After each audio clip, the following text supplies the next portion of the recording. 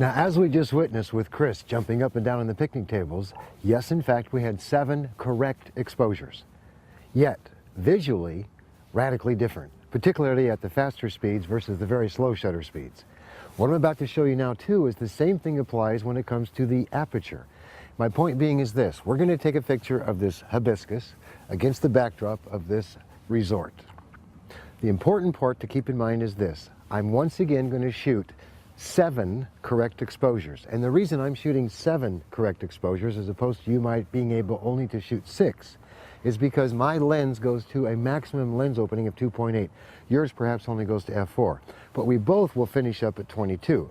So keep in mind, as you look at these photographs, they are all exactly the same in terms of their quantitative value. That is to say, simply, they are a correct exposure. Yet keep your eye on the background, because with every reduction in aperture opening from 4 to 5.6 to 8 to 11, we are actually increasing what is called depth of field. And that's the role that aperture plays when it comes to creative exposure. If you want a great deal of depth of field, you need to be spending your time in the double-digit apertures, such as 22 or 16.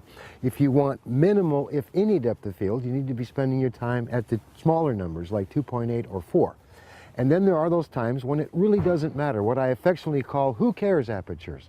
Who cares what aperture I use? If you find yourself in that situation, and I'll show you some examples in a moment, you would definitely want to be using the apertures of 8 and 11. Why? Because optically, they, generally speaking, offer up the greatest color, contrast, and sharpness. Let's go to the camera and see what we're doing. Right now, I'm looking at this hibiscus, framing it accordingly. I'm at an aperture of f4. My shutter speed says a 4,000th of a second with 200 ISO will give me a correct exposure. So I shoot it. I move to 5.6 at a 2,000th, take it again. I move to f8 at a 1,000th, meter says that's correct.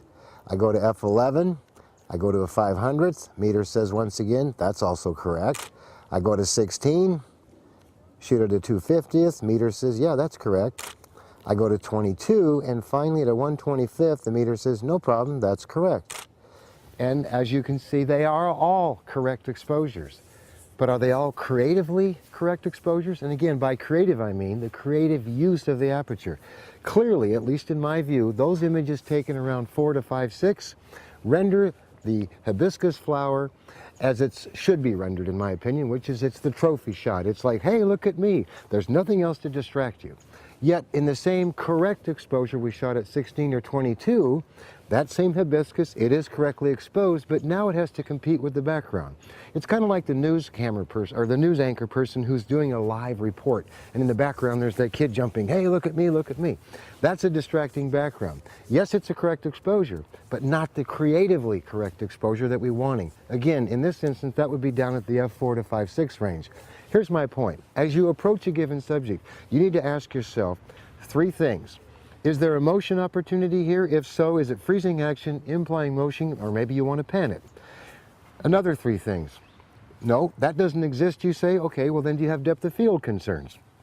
If so, you want to be at the double digits, 22 or 16. No, I don't care. Well, then you can use 8 or 11. Or if you want to isolate, as I've done here with this flower, you need to be at the 4 to 5.6 range. I hope this is finally coming together for you. Yes, you can take a correct exposure, but your goal is to shoot a creatively correct exposure.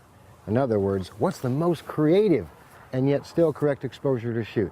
Keep that in the forefront of your mind, and I guarantee you, you'll have much, much greater success. Until next time, this is Bryan Peterson saying, keep shooting.